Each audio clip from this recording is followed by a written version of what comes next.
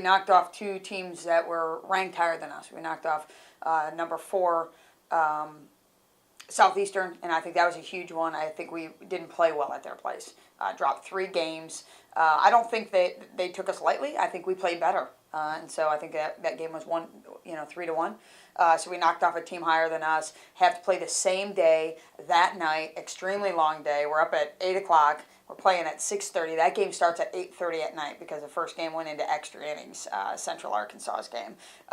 So we play a long day, playing the number 1 seed. Didn't play them typically well over here. Gave them their first conference loss, however, at Lamar. So they knew that we were good enough to beat them, but we didn't particularly play well. So we go over there and play the number 1 seed, knock them off. I think that score was 7-1, 8-1. So what a fantastic start. Did we turn some heads? I think so, and I think we gained a little bit of respect. And that was kind of my goal when I took over this job. You know, Allison Hankowski and I said we were going to come down here and we're going to turn some heads. I don't want this to tell our freshmen, hey, 6-7 years from now, we're going to be right there. 4 years from now, we have a chance to win a championship. Right now, as a freshman, we have a chance to win a championship. That's kind of always been my philosophy. Why not now? Because we don't have any history, because we didn't have any seniors at the time. Who cares? Let's start making an impact today. You mentioned record breakers. We had so many highlights this season. Beat the University of Texas, mercied them. Started off 9-0, the best in conference start at Lamar. Most wins in a season. Lauren Apley got the most wins in a season for her on the mound. I mean, that's just 4 or 5 to name 20. When you have those record-breaking seasons, you're going to do well as a team, and I think we did that. We wanted to come down here and say, we're going to make an impact today, and I think at the tournament, people are looking at each other like, hey, Lamar's here, and we're just as good as a 20-25-year program, and I take pride in that, and I know the girls do. That's something we wanted to do when we started here. Right now, I've signed 6 national letter of intents of 2015 grads. Kind of a cool one is Kelly Mewson. That's Stephanie, my shortstop's sister. And Steph's what we call a pretty player. Her hands are phenomenal. We turned 25 double plays on the infield.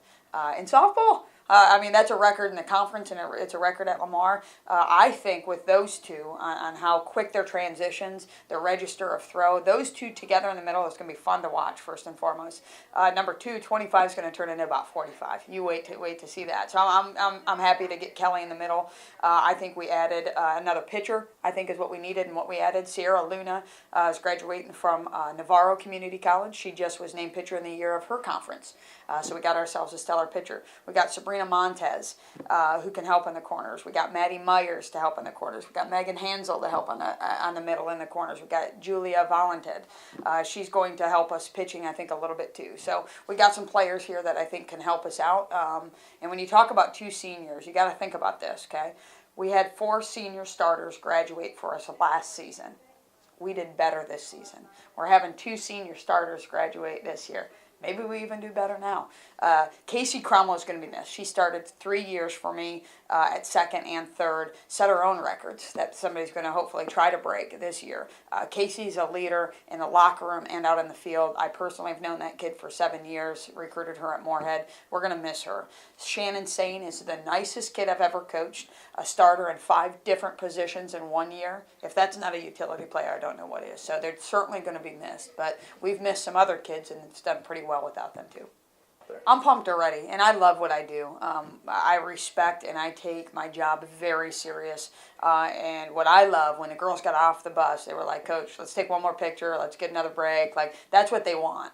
And if my kids are excited about next season and this one just ended, that's a really good sign in the coaching world. I think we've added to an already solid lineup. I think we got some young kids who gained a world of experience and maturity the first year, and they're going to only be better young players next year. This is a big class for us. My juniors are now seniors. Those juniors have started this program. You alluded to the fact that our field's going to be finished and everything. I think that's going to be the next step.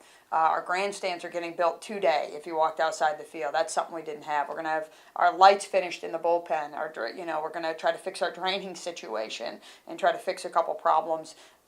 Being home and working 2 feet outside the office for fall, that's something we haven't had. We've been shipped around 4 different places, no outfield, couldn't take balls, no fence, no pitching areas. Right now we have everything. So you take a team that went from nothing to 3rd place with nothing.